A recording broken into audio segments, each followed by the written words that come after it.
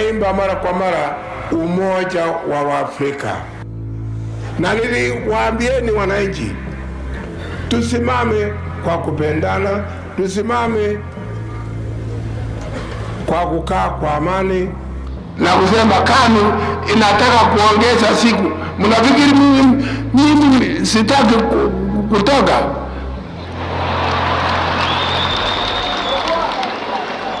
Naweza kutangaza uchaguzi anytime kama nikiona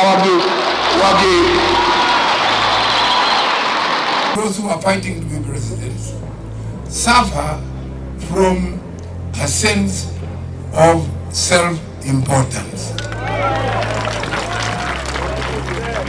Wanafikiri kwamba wao ni kubwa na hawajafahamu kupeleleza nina kura ngapi huko, ninapendwa na nani huko na kadhalika. Kutaka kuwa rais kusema mimi nataka kuwa rais ndio sawa, lakini lazima kufikiria mtu aliye na fikira sawa, anapima. Mimi achakani nataka tu katiba ya kuwezesha wananchi wa Kenya kuishi kwa amani, haki za kila moja, hiyo tu. Kwa nini na picha ya kufanya nini? Sema wazi. Porojo sitaki.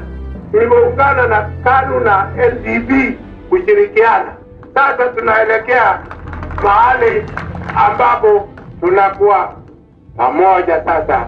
Katiba si ya Moi, katiba si ya Kibaki ama kwa nani, katiba ni ya wananchi wa Kenya wote.